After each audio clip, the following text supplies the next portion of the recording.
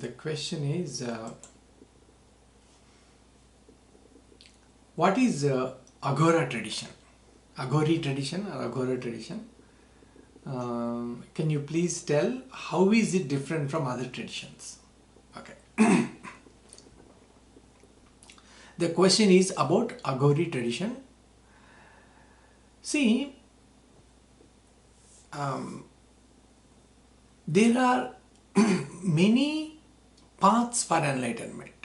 For people like us, when we are unenlightened, the path to become enlightened, for enlightenment, there are many paths for that. Okay, like suppose if you go to an enlightened master, and he will tell you to meditate or do something, or some rituals or bhakti related or whatever it is, dhyana, jnana. The master, the enlightened master will explain you, will tell you why you need to meditate and what is the purpose, what is mind, what is beyond mind. Then he may tell you from Bhagavad Gita or from Upanishads to give you the called like from the, this is called Shastra Pramana, means from the scriptures. So he will explain you so many things to explain why the disciple has to do the spiritual practices. If you come to Aghori tradition, the way they teach is there is no philosophy.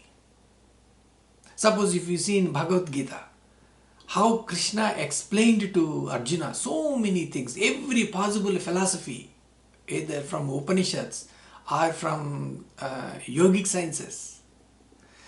From every possible philosophy, he tried to explain to Arjuna. Here, in the Aghori tradition, the master may not explain things to the disciple. He will straight away give a method to practice. For example,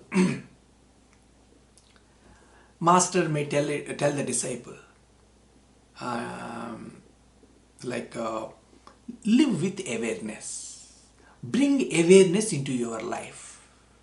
Whatever you are doing while eating or while drinking water or when you are talking or moving your hands, just do with awareness.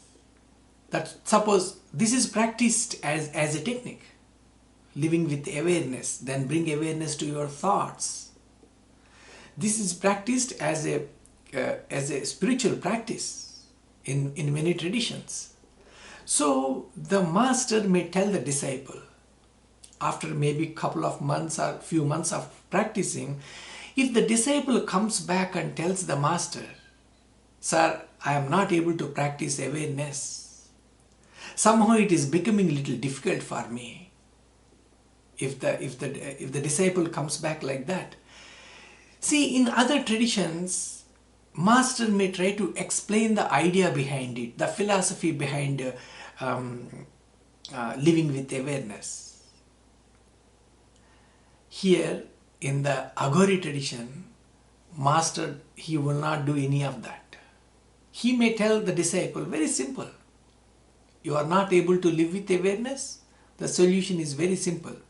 They say, take a piece of rope and tie one end of the rope to one of your ankles, and maybe take a 10 kilogram, meaning about a 20-pound stone, a piece of rock of 20 kilograms, and tie it to the other end of the rope and start walking with that.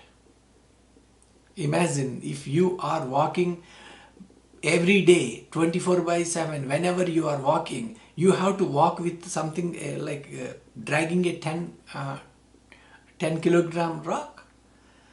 Awareness will just happen to you. You don't require a separate practice for that. Awareness will just happen. If you start dragging a 10 kilogram rock, means what I'm saying is their techniques are straightforward. Very straightforward. There is no philosophy in that.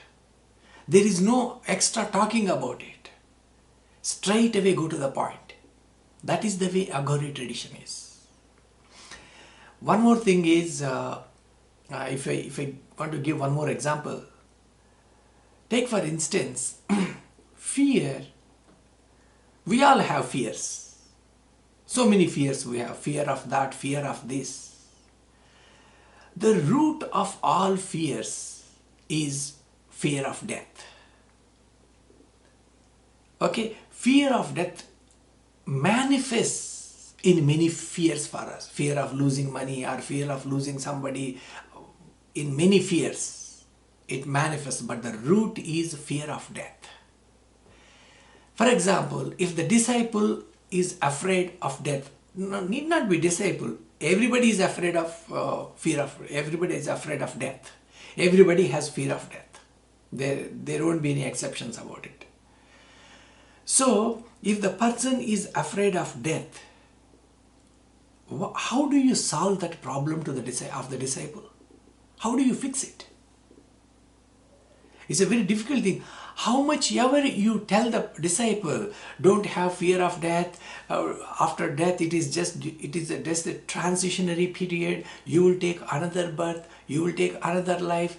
How much ever you tell philosophically, trying to explain, even if you explain the entire Kathopanishad to him, it's very difficult for anyone to drop fear of death. It is not possible. In the Aghori tradition, they made it very simple. As part of their spiritual practice, the disciples are asked to go and live in the burial grounds. That is why if you go to burial grounds, you will see them living in the burial grounds. They live there, they sleep there, maybe they beg little food in the village and come back and eat there. And whatever be the ash that is collected after burning a body, they take it and apply it on the body. That is their vibhuti. And whenever they bring a dead body, they may cover the dead body with a cloth. After that, they put the cloth away. He may take that to cover himself while sleeping. And on the rocks in the burial ground, that is his bed. He will sleep there. Apart from these things, what is the reason why they live in the burial grounds? See, there is a reason, there is a connection between fear and fear of death especially and living in the burial grounds. What happens if you live in the burial grounds? Let us say you live for 1 month, 2 months, 1 year, 2 years, like that. If you live until the Guru tells him to live, they will just live in the burial ground. Every day you see dead bodies coming.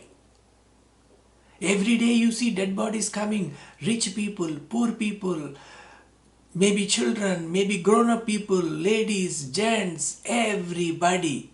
He may be a professor, he may be a scholar, he may be a preacher, he may be something else, a CEO of a big company. After dying, they come there. Every day when you see that, after a period of time, a slowly awakening starts happening in you. Everybody is coming here and dying. Why am I holding on to this fear? See, it comes with understanding, not through a philosophy.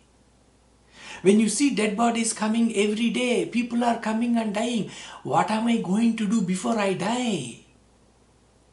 Can I have an experience of enlightenment before I die?